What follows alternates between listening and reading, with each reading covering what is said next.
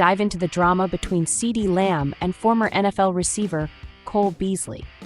Lamb isn't holding back after Beasley critiqued his game on social media. CeeDee Lamb made it evident that he isn't comfortable with receiving criticism, especially from a former NFL receiver, on social media. The star wide receiver for the Dallas Cowboys reacted to remarks by Cole Beasley, a former Cowboys player who hasn't been in the NFL since 2022. Beasley's critiquing of Lamb started with his response to a post on X that included a video of some of Lamb's off-season workouts. Beasley then expanded on his point when someone chided him for giving advice to a receiver as accomplished as Lamb. "Give me 180 targets off the couch and I eclipse 1,000, Beasley wrote. "Stop looking at stats and check the tape. As far as getting open goes, I'm confident I did that with the best of them." "I don't need 180 targets to touch a band," Lamb responded via X. "Pull up tape. I'd match you route for route on getting open. Just chill." "I never said you did," Beasley said. "Just some perspective for the fans." It's clear that Beasley wasn't trying to discredit Lamb, who is coming off the most prolific receiving season in Cowboys history. Beasley, who caught 556 passes for 5,744 yards and 34 in 11 seasons with the Cowboys, Bills, and Buccaneers, was merely defending his own career after he was criticized for giving public pointers to Lamb. Lamb clearly prefers that neither Beasley nor any other former or current player offer comments on his game or his training routine, regardless of Beasley's possibly good intentions. Recently released photographs depict the damaged car involved in the tragic accident that claimed the life of Minnesota Vikings rookie Kyrie Jackson.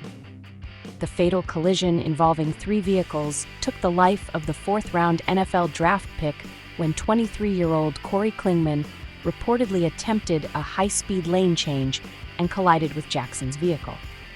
Investigators have indicated that alcohol may have played a role in the crash. The accident took place in Jackson's hometown of Upper Marlboro, Maryland, with his mother receiving the devastating news of her son's death just minutes later. Jackson, along with close friends Isaiah Hazel, who was driving the Dodge, and backseat passenger Anthony Litton Jr., were heading northbound in a maroon Dodge Charger near Route 4's Pennsylvania Avenue.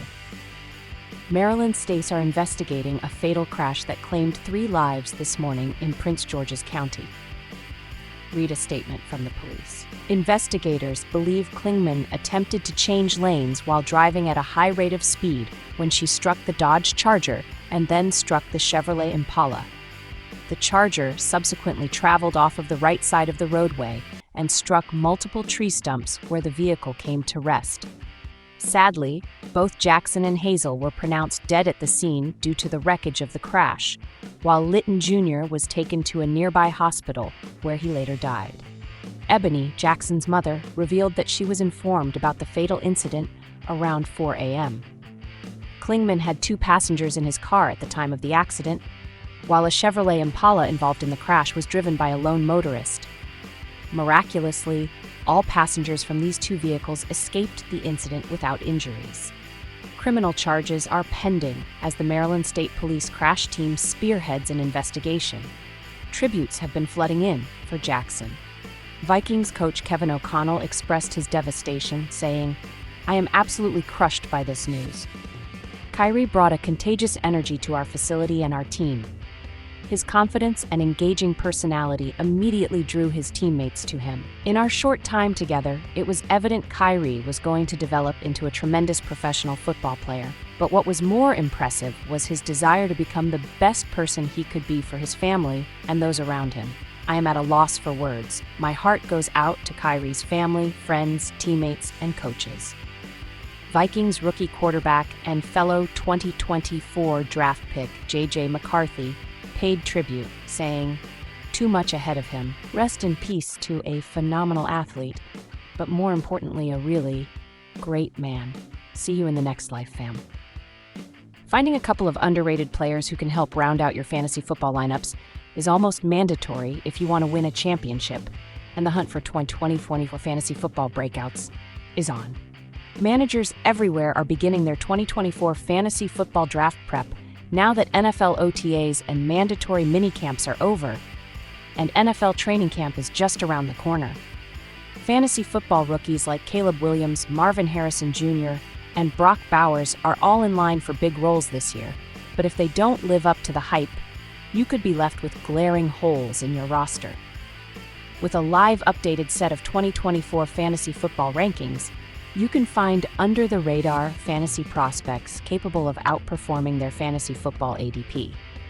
Before crafting your 2024 fantasy football draft strategy, be sure to check out the 2024 fantasy football rankings and the 2024 fantasy football cheat sheets from the proven computer model at Sportsline. In the previous year, the model correctly forecasted that Lions running back Jahmyr Gibbs would exceed expectations in his rookie season.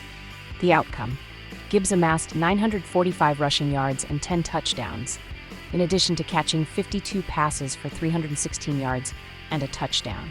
Initially drafted around the middle of the fourth round on average, Gibbs concluded the season as one of the top 10 running backs in CBS Sports PPR leagues. The same model has a proven track record providing fantasy football tips, identifying A.J. Brown as a sleeper in 2020 and nailing Jonathan Taylor's monstrous season in 2021. Additionally, it's called past fantasy football sleepers like Derrick Henry in 2019, Christian McCaffrey and Alvin Kamara in 2018, and Devontae Adams in 2017. Anybody who banked on players like those made a run at their league title.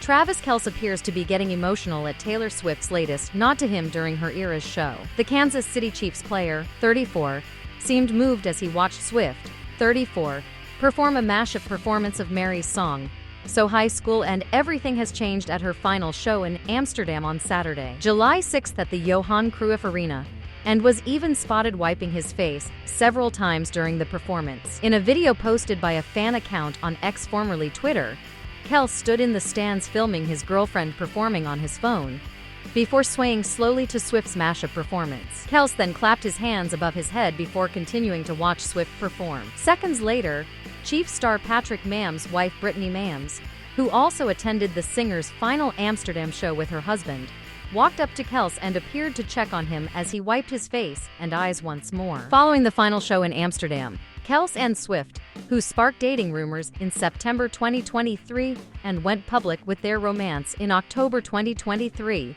were spotted for the second time by fans leaving the arena together after doing the same the previous night. During Swift's second performance in Amsterdam on Friday, July 5th, she paid tribute to Kelce again by throwing her archer pose, recreating the NFL star's signature pose. Swift also changed the lyrics to Karma is the guy on the Chiefs, which she typically does when Kelce attends her shows.